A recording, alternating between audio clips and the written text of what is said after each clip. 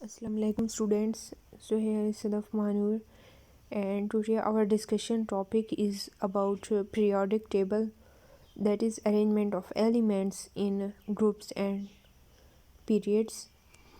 So first of all इसमें हम देखेंगे कि periodic table की डिस्कवरी किस तरह हुई, किस तरह इसको अरेंज किया गया एलिमेंट्स को।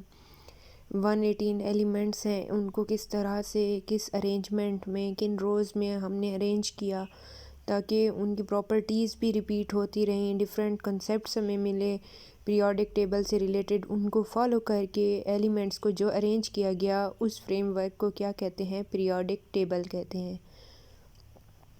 तो लेट्स बिगिन द टॉपिक कि किस तरह से एलिमेंट्स को हम अरेंज करेंगे और कैसे ये फ्रेमवर्क सारा बनेगा। So move toward first slide. It's about history of periodic table, and for the first time Dobriner triads concept was given by Dobriner. In the history of periodic table, Dobriner triads were an early attempt to sort the elements into some logical order and sets based on their physical properties.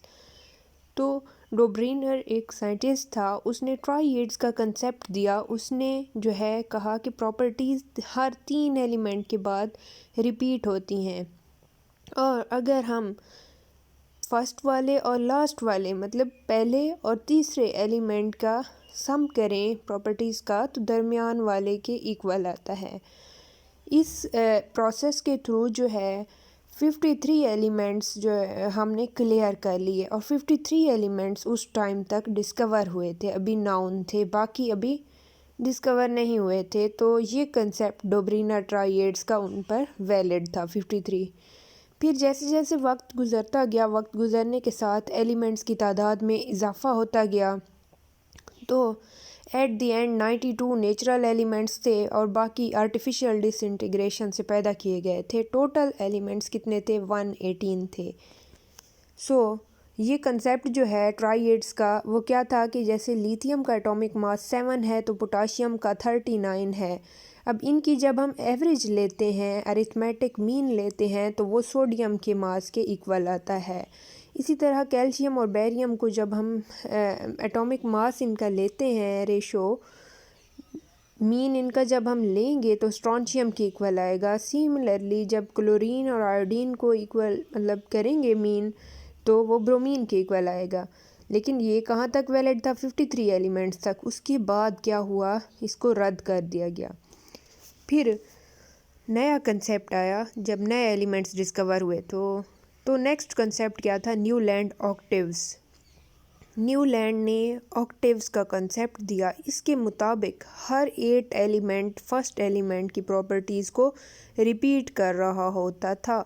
Newlands law of octave states that when elements are arranged in increasing order of atomic masses तो इसने भी elements को arrange किस बिना पर किया, atomic mass की base पर किया।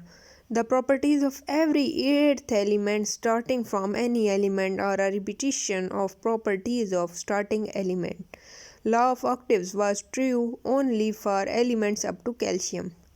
तो कैल्शियम तक तो ये लॉ ठीक था, उसके बाद इस लॉ ने वर्क करना छोड़ दिया, यानी फर्स्ट एलिमेंट की प्रॉपर्टीज़ 8th रिपीट नहीं कर रहा था। सो फिर क्या हुआ, फिर नया लॉ आया। सो लॉ ऑफ ऑक्टेव्स देखें तो ये hydrogen, lithium, beryllium, boron, carbon, nitrogen, oxygen, fluorine, sodium, magnesium, aluminium, silicon, phosphorus, sulphur, chlorine, potassium और कैल्शियम तक वैलिड था। इसके बाद ये वर्कआउट नहीं करता था, तो इसको क्या कर दिया गया, फाल्सीफाई, मतलब इसको ये भी एक्सेप्टेबल था, लेकिन नए लॉ की ज़रूरत थी चूँकि न्यू एलिमेंट्स डिस्कवर हो चुके थे, तो उनको अरेंज करना था। उसके लिए फिर मेंडलीव पीरियोडिक टेबल आया। अब इसने क्या किया, तमाम एलिमेंट्स को मेंडलीव ने अरेंज किया on the basis of their atomic masses. तो ग्रुप में हमें पता है कि एटॉमिक साइज़ बढ़ता है टॉप टू बॉटम, और पीरियड में क्या होता है, कम होता है। तो मेंडलीव ने अरेंज किया on the basis of their atomic weight. Mendeleev placed elements in order of their atomic weights in the form of periodic table। ठीक है, तो इस पीरियोडिक टेबल को मेंडलीव पीरियोडिक टेबल का नेम भी दिया गया। लेकिन इस टाइम भी जैसे जर्मीनियम, जिसे ईका सिलिकॉन कहा जाता है, तो कुछ ऐसे एलिमेंट्स थे जो अभी डिस्कवर नहीं हुए थे, तो उसने क्या किया, गैप्स छोड़ दिए उन एलिमेंट्स के कि जब इनको डिस्कवर किया जाएगा तो इनकी यही प्रॉपर्टीज़ होंगी, इनको फिलिंग कर दी जाएगी। लेकिन ये भी अच्छी बात तो नहीं थी कि पीरियोडिक टेबल बना दिया जाए और कुछ गैप्स छोड़ दिए जाएं, तो साइंटिस्ट जो है उस गैप को फिल करने के चक्कर में लग गए। फिर मोज़ले जो आया उसने पीरियोडिक टेबल दिया, ठीक है, उसको पीरियोडिक लॉ कहा गया। उसने क्या कहा, उसने कहा कि एक और प्रॉपर्टी मैंने डिस्कवर की है, वो है एटॉमिक नंबर। एटॉमिक नंबर हर एलिमेंट का क्या है, अलग होता है एक दूसरे से।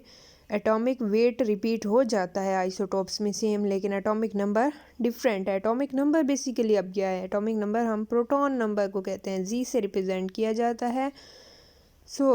उसने क्या किया, एलिमेंट्स को अरेंज किया एटॉमिक नंबर की बिना पर और ग्रुप्स में और पीरियड में। तो जो वर्टिकल जो कॉलम थी उसे क्या कहा गया, ग्रुप, और जो हॉरिजॉन्टल रो थी उसे क्या कहा गया, पीरियड। इस तरह से उसने अरेंज किया और प्रॉपर्टीज़ जो है रिपीट होती रहीं, और ये मोस्ट एक्सेप्टेबल लॉ था, इसे पीरियोडिक लॉ कहा जाता है। नेक्स्ट ये आप देख सकते हैं पीरियोडिक टेबल, इसमें क्या है कि hydrogen, lithium, sodium, potassium, rubidium, caesium, francium, अब ये एक ग्रुप को रिप्रेजेंट कर रहा है। लेकिन जैसे ये है potassium, calcium, scandium, titanium, vanadium, chromium, manganese, iron, up to so on, तो ये क्या है, पीरियड को डिनोट कर रहा है। सही है। तो 18 क्या हैं, ग्रुप्स हैं और 7 पीरियड्स हैं पीरियोडिक टेबल के अंदर। जो 6th पीरियड है वो सबसे लॉन्गेस्ट पीरियड है।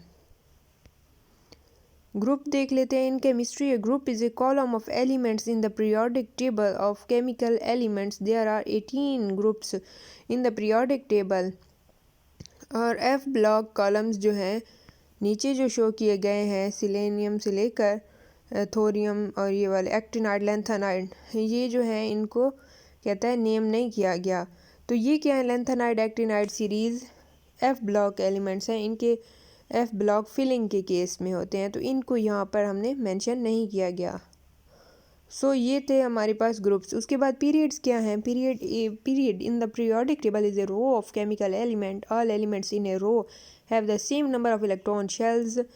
Each next element in a period has one more proton and it is less metallic than its preceder. So it was all about today's lecture about periodic table. If you have any queries then you can ask me in comment box, और kindly हमारा YouTube channel subscribe कर दें ताकि आपको हमारे latest updates मिलती रहें। And keep supporting. Thank you very much.